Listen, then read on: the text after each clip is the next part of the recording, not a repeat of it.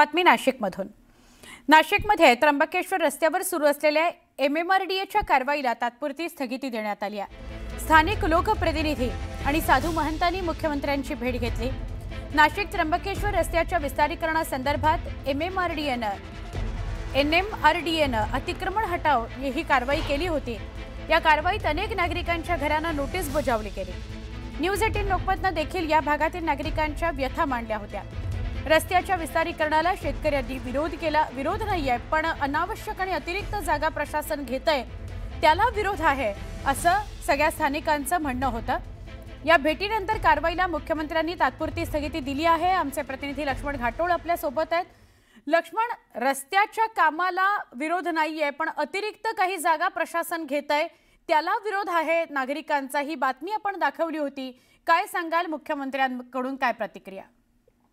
सुवर्ण खतर नाशिक त्र्यंबकेश्वर हा जो रस्ता आहे त्या रस्त्याचा पिंपळगाव बोहला तर पेगलवाडी फाटा हा 15 किलोमीटरचा जो रस्ता आहे, या रस्त्यावर असलेल्या शेकडो शेतकऱ्यांना या निर्णयामुळे एक दिलासा मिळालेला आहे। खरं तर या सगळ्या शेतकऱ्यांसाठी, नागरिकांसाठी दिलासा देणारी ही बातमी आहे, कारण NMRDAच्या माध्यमातून या भागातील शेतकऱ्यांना गेल्या 8 दिवसांपूर्वी नोटिसा बजावण्यात आलेल्या होत्या आणि त्या नोटिसांमध्ये त्यांना सांगण्यात आलेलं होतं की त्र्यंबकेश्वरचा जो मुख्य रस्ता आहे त्या रस्त्याच्या 50 मीटर परिसरामध्ये असलेली सगळी बांधकामं ही NMRDAने अतिक्रमित ठरवली आणि ती पाडण्याचे फरमान त्यांनी काढलेलं होतं। मात्र हा निर्णय जो आहे तो NMRDAचा अन्यायकारक होता, हे न्यूज 18 लोकमतने आपल्या बातमीच्या माध्यमातून समोर आणलेलं होतं।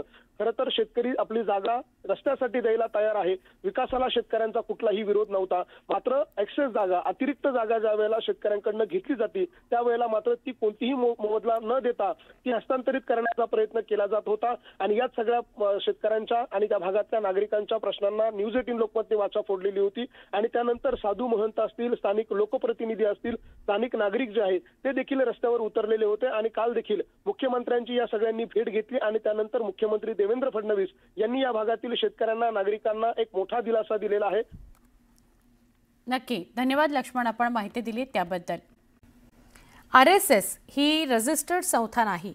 ही संस्था रजिस्टर्ड नसताना सुद्धा पैसे गोळा करते, दान गोळा केल्या जातात, त्यांची गुरुपूजा घेतली जाते।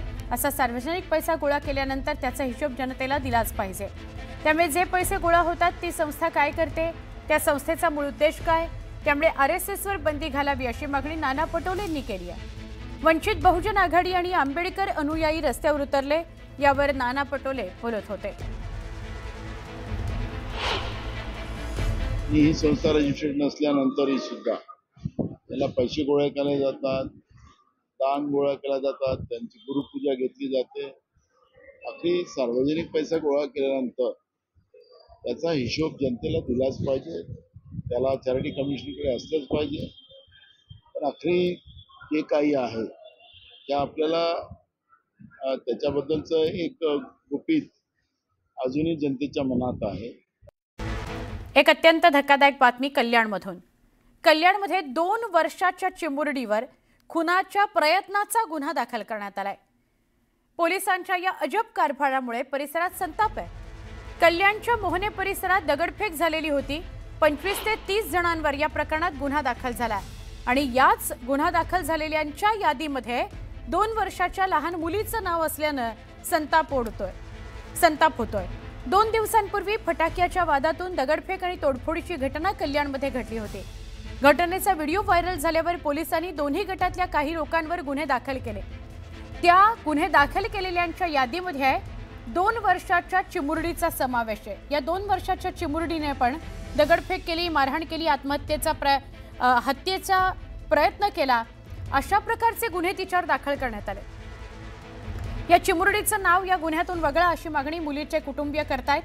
तक्रारदाराच्या माहितीवर आम्ही गुन्हा नोंदवला अशी चौकशी, आता या प्रकरणाची चौकशी सुरू आहे असं अजबगजब उत्तर पोलिसांनी दिलं।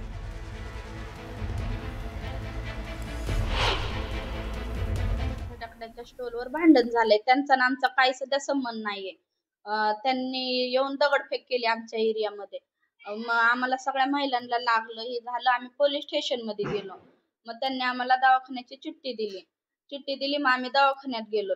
मग त्यांनी उपचार केला, आम्ही घरी आलो। तर दुसऱ्या दिवशी आम्हाला माहिती पडलं माझ्या मुलीवर 307 गुन्हा दाखल झाला आहे हाफ मर्डरचा। मग त्यांनी काय बघितलं नाही काय नाही, तरी पण माझ्या मुलीवर त्यांनी गुन्हा दाखल केलाय. मग पोलीस काय करतात, आमच्या गरिबांना न्याय देतात का नाही? उपमुख्यमंत्री एकनाथ शिंदे नवी दिल्लीमध्ये दाखल झालेले आहेत. काल मध्यरात्रीच उपमुख्यमंत्री एकनाथ शिंदे नवी दिल्लीत दाखल झालेले आहेत. नवी दिल्लीत काही महत्त्वाच्या बैठकांकरता ते दाखल झालेत अशी माहिती मिळते. उपमुख्यमंत्री एकनाथ शिंदे नवी दिल्लीमध्ये सकाळीच बैठका घेणार आहेत आणि दुपारी मुंबईकरता रवाना होतील असं कळत आहे. म्हणजे फर्स्ट हाफमध्ये त्यांच्या काही बैठका आहेत आणि मग दुपारनंतर ते पुन्हा मुंबईकडे रवाना होतील. काल मध्यरात्रीच ते दिल्लीला पोहोचलेले आहेत असं कळत आहे. सकाळपासून त्यांच्या वेगवेगळ्या बैठका आहेत आणि त्याकरता ते दिल्लीला गेलेत असं कळत आहे. मुंबई महापालिकेकरता भाजपकडून 150चं टार्गेट ठेवण्यात आलं. 150+ असं यावेळेला टार्गेट आहे. केंद्र आणि राज्यापाठोपाठ मुंबई महापालिकेत वर्चस्व प्रस्थापित करण्याकरता भाजपकडून आखणी आणि नियोजन पूर्ण झालंय असं कळत आहे. 150 जागांवर उमेदवार उतरवण्याचा भाजपचा प्रयत्न आहे. शिंदे गटाला 65 ते 75 जागा द्यायला भाजप अनुकूल आहे असं सूत्रांकडून कळत आहे. मवियाचं प्राबल्य असलेल्या प्रभागात मतांची फाटाफूट झाली तर फायदा होण्याचा भाजपचा अंदाज आहे. राज आणि उद्धव या समीकरणावरही अनेक राज्य गणित ठरणार आहेत.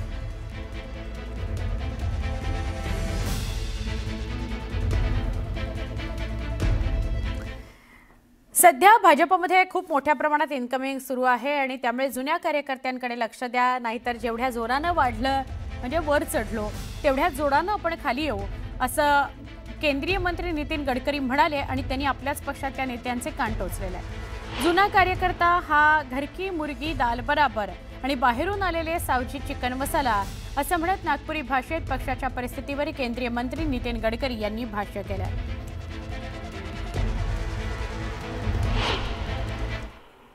कारण असा आहे की चांगला माणूस असतो घर की मुर्गी डाल बराबर. त्यामुळे बाहेरचा चिकन मसाला सावजीचा चांगला लागतो. जरा जुन्या लोकांकडे लक्ष ठेवा. हे जोपासलेले कार्यकर्ते माझ्या का आता मी तर नाही आहे, तुम्ही नेतृत्व करता. जर या प्रामाणिक कार्यकर्त्याची तुम्ही कदर नाही केली तर जेवढ्या जोराने वरती चालल्या तेवढ्या जोराने खाली आल्याशिवाय राहणार नाही, हे तुम्ही लक्षात ठेवा. त्यामुळे जुन्या कार्यकर्त्याची आठवण लक्षात ठेवा.